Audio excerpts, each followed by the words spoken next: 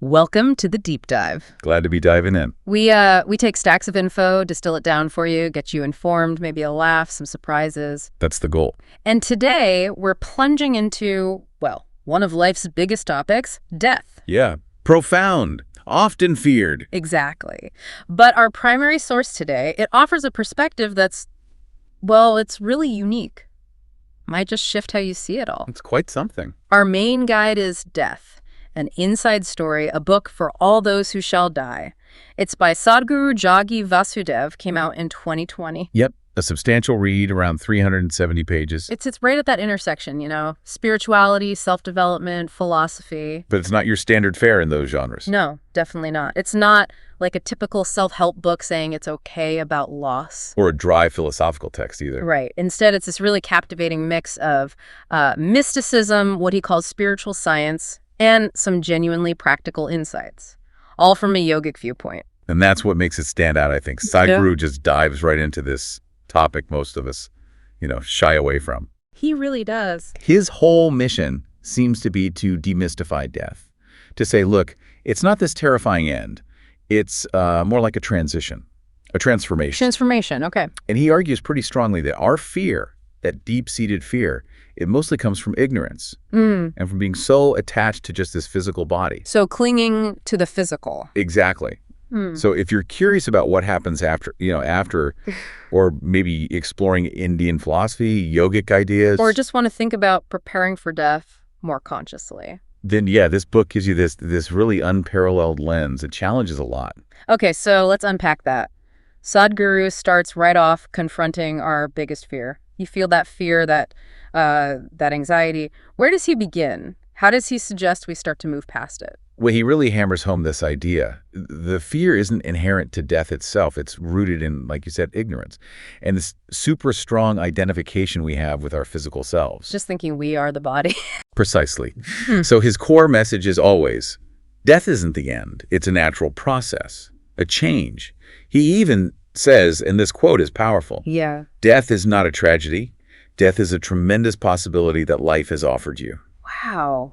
A possibility. That's a total reframe. It really is. Yeah. Shifting from seeing it as just, poof, finality, to seeing it as some kind of continuity. Yeah. That's radical for most people. It is a powerful invitation, seeing death as possibility. But, for many of us, that fear, that shadow, it still kind of hangs around. Of course. It's deep-seated. So how does Sadhguru suggest this shift might actually play out day to day? Does he talk about how it changes our choices, our relationships, maybe even how we chase our goals if that fear shrinks a bit? Oh, absolutely. That's key.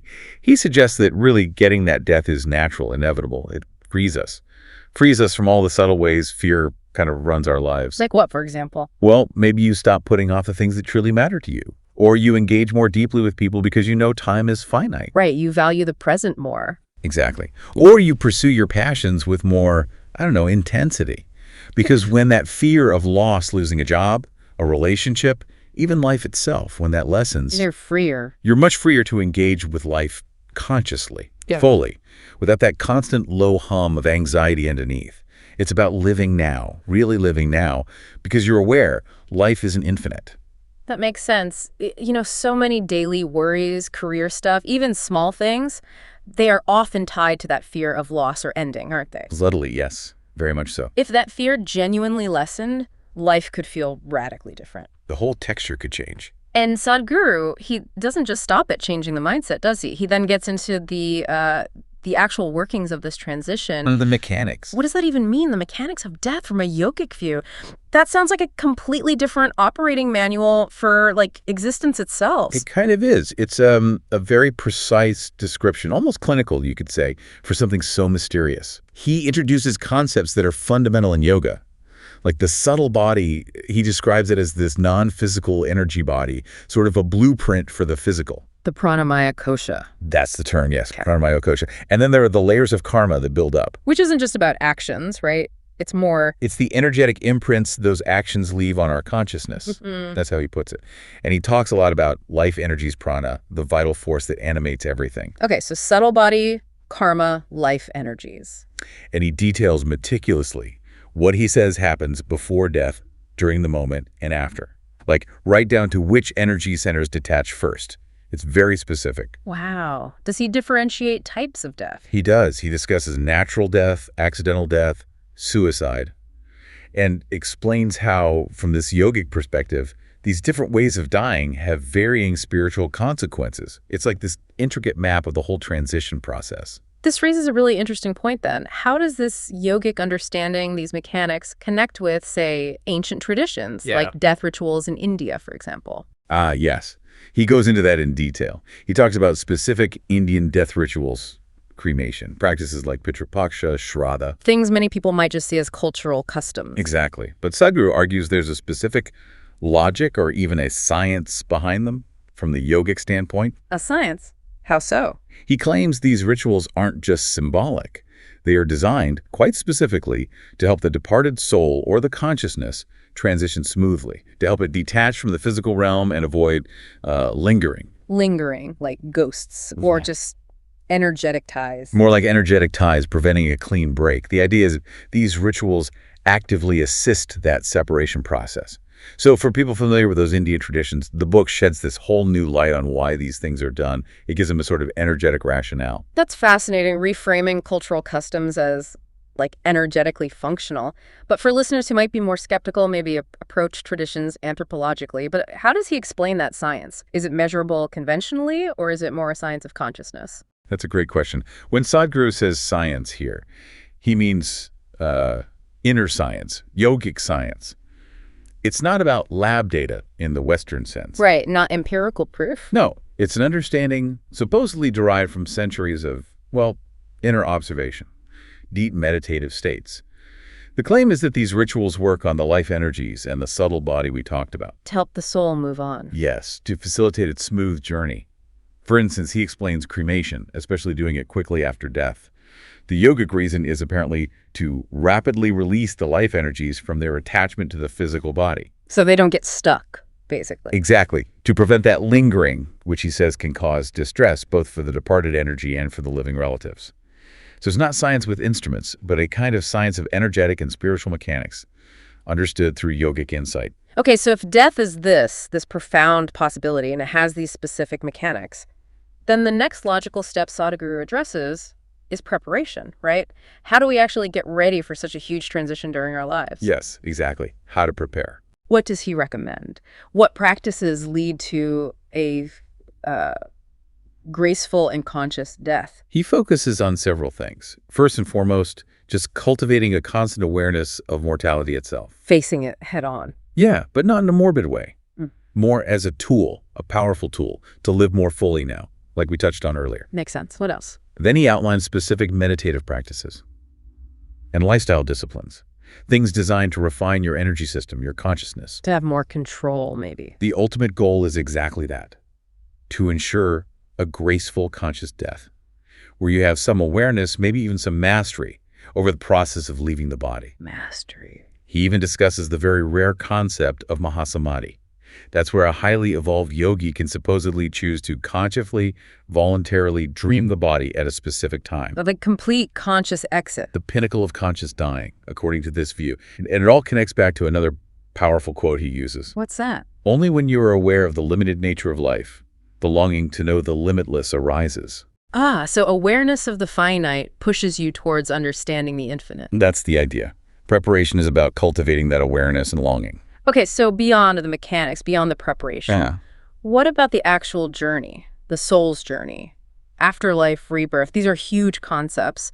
How does Sadhguru tackle them differently? He really delves into karma, rebirth, and the ultimate goal in this framework, liberation or moksha, breaking that cycle of birth and death. So he maps out the soul's path. Yes, within this yogic understanding. He explains how these karmic imprints we accumulate sort of guide the soul's trajectory after death. But here's a crucial difference from many common ideas. Okay. He pretty explicitly rejects the typical Western views of heaven and hell as, like, literal places you go to, fixed destinations with eternal rewards or punishments. So no pearly gates or fiery pits? Not in that literal sense, no. He explains them more as psychological states or dimensions of experience that a soul might pass through. Like internal landscapes. Exactly. Yeah. Shaped by your own consciousness, your own karmic baggage, your accumulated life energies, not fixed external locations you're sentenced to. It's much more fluid, much more internal. Your post-death experience is a direct reflection of your inner state. That's a very different way of looking at it. Much more about inner reality. Very much so. Okay, this whole deep dive into death, an inside story, it offers some truly incredible insights. It really does redefine a topic we often avoid. It definitely challenges you to think. But like any really profound work, it's got its strengths and maybe some things to keep in mind, right? Some considerations. What really stood out to you as the book's biggest strengths? Well, I think one huge strength is just the clarity it brings to such an uncomfortable subject. Sadhguru talks about death so openly, directly addresses the fears. Making it less taboo. Yes, aiming to make you, the reader, just more comfortable with mortality itself. That's valuable. And it's a fascinating blend, I think, of mysticism and practicality. Yeah, so. It's deeply rooted in ancient yoga, very esoteric concepts sometimes, but then it offers really practical wisdom, insights into rituals like we discussed, but also just for daily living. And the cultural relevance. Huge. For anyone familiar with Indian traditions, it provides this amazing context, potentially changing how they see customs they've known their whole lives. Right. And finally, even though it's got this specific spiritual foundation, the way he frames the core ideas about fear, awareness, transition, they can actually resonate quite widely. It has this surprising universal appeal, I find. That makes sense.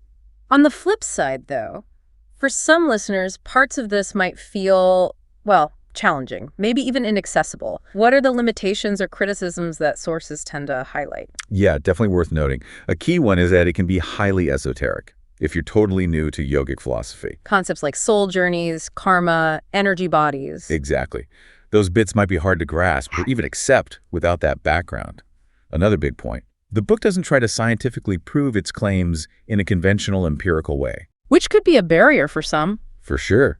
If you're looking for lab results or that kind of validation, you won't find it here. It might limit its acceptance for more skeptical or strictly rationalist readers. It assumes a certain openness. It definitely assumes, or at least invites, an openness to spiritual realities that go beyond just the material world. And this is really important, something the sources stress. Yes. It is not a grief manual, emphatically not. Right. So if you're looking for emotional support after losing someone, this isn't the place for conventional psychological coping strategies. It's focused on understanding the process of death itself, not so much processing the emotional trauma of loss. That's a really crucial distinction, I think. It helps you, our listener, approach this material with the right expectations, doesn't it? Absolutely. Knowing what it is and what it isn't. So, summing up this deep dive, Sadhguru's death, an inside story, really does offer this thought-provoking, deeply spiritual reframing of death. It pushes back against the grim end narrative. Yeah, presenting it instead as this profound, maybe even liberating process. As we've said, it's probably not for everyone, especially if you're seeking hard empirical proof or standard psychological analysis. Sure. But for listeners who are spiritually inclined or just genuinely curious about an ancient yet somehow remarkably coherent framework for one of life's absolute biggest mysteries, then it offers some rare, really invaluable insights. definitely food for thought. And if we pull back to the bigger picture for a moment, Sadhguru offers this perspective that cuts right through a lot of our usual human anxieties. Think about this idea. It comes straight from the book. Okay. Your memory and your imagination are playing tricks on you. If you go beyond these, there's no such thing as fear. There is only life. Wow. Memory and imagination creating fear. Yeah. So the question it leaves you with is, what would it actually mean?